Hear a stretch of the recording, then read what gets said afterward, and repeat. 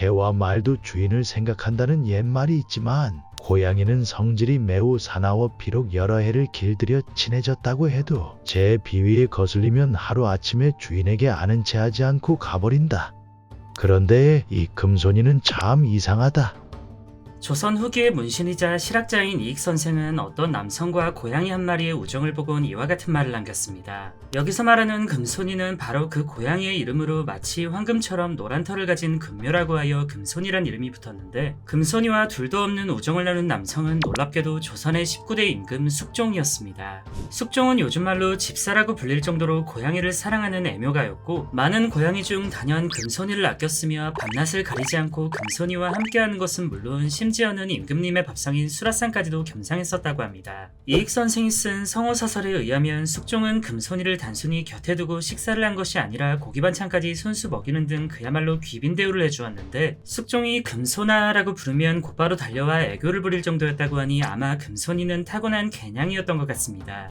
하지만 이들의 사랑과 우정은 1720년 숙종이 승하하면서 안타깝게 그 끝을 맺어야 했고, 금손이는 숙종이 세상을 떠나자 그 어떤 먹을 것도 거부한 채 약 13일 뒤 숨을 거두었습니다. 이후 숙종의 배우자인 인원왕후는 그 어떤 사람들보다 남편을 아꼈던 금손이를 숙종의 곁에 묻히도록 하였으며, 금손이의 묘지는 경기도 고양시에 위치한 명릉 숙종의 묘역 옆에 지금까지도 함께하고 있습니다. 금손이의 입장에선 자기를 아껴주고 사랑해주는 숙종을 마다할 이유가 전혀 없긴 했지만, 사실 이들의 우정은 금손이가 태어나기 이전부터 이어진 운명과도 같은 사이였는데, 과거 숙종은 산책을 하던 도중 굶어 죽기 직전인 임신한 어미 고양이를 발견했고 궁인들을 시켜 이 고양이를 구조한 적이 있었습니다. 구조된 어미 고양이는 숙종으로 하여금 금덕이라는 이름을 받았으며, 이후 궁궐의 보호를 받아 건강을 회복한 뒤 안전하게 새끼를 낳을 수 있었고, 이때 태어난 새끼 고양이가 바로 금손이었던 것입니다. 숙종은 금손이 못지않게 어미인 금덕이도 끔찍히 챙기며 보살폈고, 금덕이가 세상을 떠날 땐 장례와 함께 손수 애도하는 글까지 지어주었는데, 숙종이 죽고 식음을 전폐했던 금손이는 어쩌면 어미를 구해준 과거의 은혜를 충성이라는 보답으로 갚은 것이 아닐까 생각됩니다.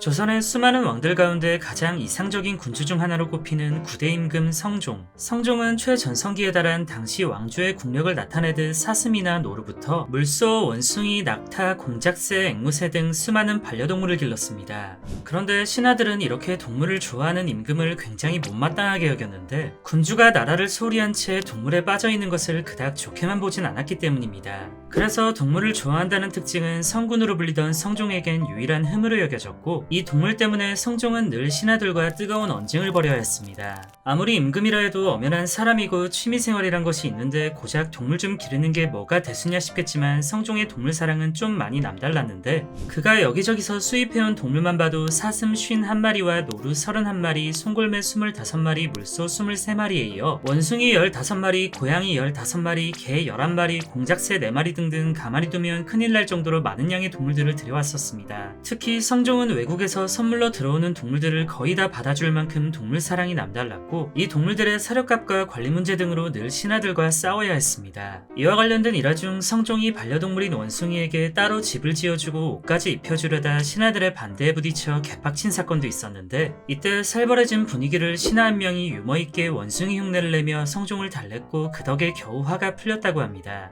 그런데 아이러니하게도 성종의 아들인 연산군은 아버지와는 조금 다르게 다소 차별적인 어긋난 동물 사랑을 보여줬습니다. 연산군은 자신의 개들을 엄청나게 아껴 궁궐에서 모시듯이 기르거나, 아끼던 고양이 한 마리를 실수로 내관이 잃어버리자 의금부에 넘겨버리는 등 나름대로의 동물 사랑을 보여주긴 했지만, 이러한 행동에 모순되게도 연산군이 가장 좋아하던 취미는 동물 사냥이었습니다. 앞서 말씀드린 아낀다는 개들도 실은 평범한 개들이 아닌 사냥개였으며, 연산군은 이 사냥개들과 함께 사냥하는 것을 너무나 좋아했습니다. 그래도 이땐 연산군이 어느 정도 제정신이던 시절이라 꽤 소신 있는 정책을 펼치기도 했는데, 1502년 일본은 조선에게 암컷 원숭이를 선물하려 했지만 연산군은 이 원숭이를 절대로 받지 말라는 명을 내립니다. 이 당시엔 원숭이 같은 희귀하거나 비싼 선물을 받으면 그에 걸맞는 보답을 해야 했기에, 연산군은 나라의 사정엔 전혀 도움이 되지 않고 곡식만 탐하는 원숭이 같은 선물을 거절한 것이며, 신하들이 원숭이를 받지 않는 것은 외교적인 결례를 범할 수도 있고 심하면 전쟁으로까지 번질 수 있다며 설득했지만, 끝끝내 연산군은 분쟁을 감수하더라도 원숭이를 받지 않았습니다.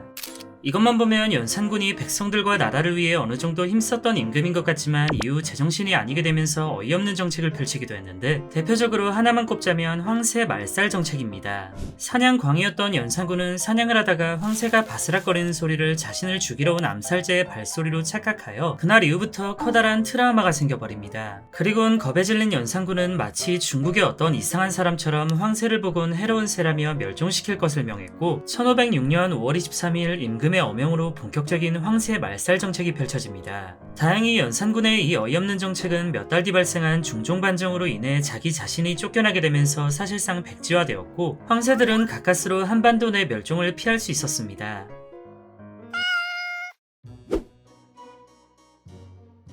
마지막으로 소개해드릴 내용은 조선의 3대 임금 태종 이방원 시절 발생한 무시무시한 코끼리 사건입니다. 당시 일본의 쇼군이었던 아시카가 요시모치는 동물외교의 일환으로 조선에 커다란 코끼리를 선물하였는데, 조선과 태종의 입장에선 일단 선물이라니까 받긴 했지만 코끼리에 관한 정보도 사육에 관한 인프라도 없던 그 시절엔 큰 골칫거리였습니다.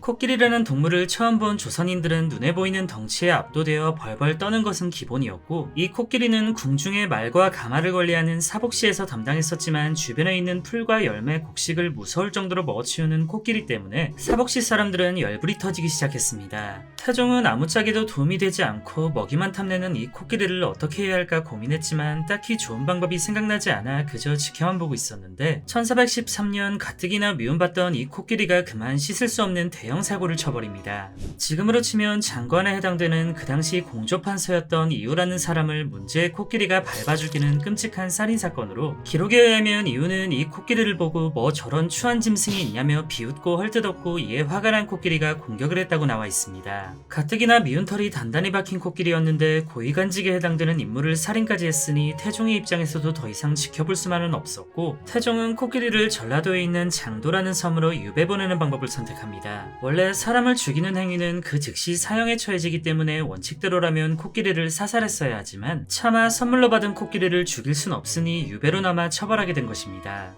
그런데 그로부터 6개월 뒤 코끼리를 담당하던 전라관찰사로부터 눈물겨운 상소문이 도착하는데, 상소문의 내용은 코끼리가 이곳에 온 뒤 좀채 먹이를 먹지 않아 날로 수척해지고 사람만 보면 눈물을 흘린다는 안타까운 내용이었습니다. 상소문을 본 태종은 감수성이 폭발했는지 이 불쌍한 코끼리를 하루빨리 육지로 옮기라 명했고, 오랜만에 땅을 밟은 코끼리는 다시 먹이를 먹으며 차츰 회복하는 듯 했습니다.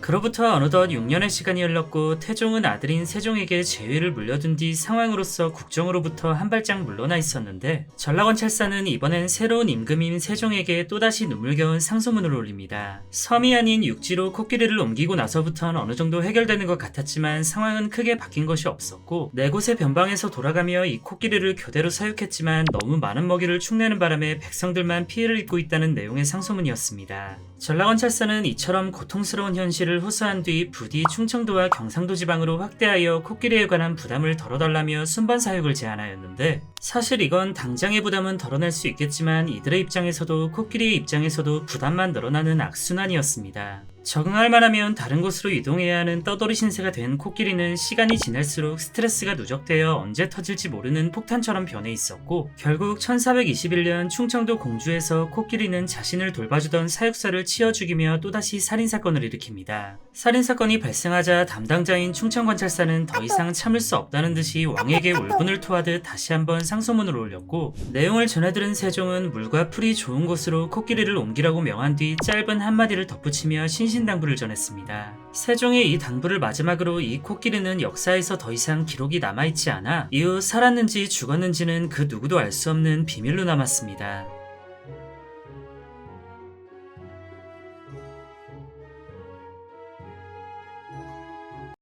안녕히 계세요, 여러분.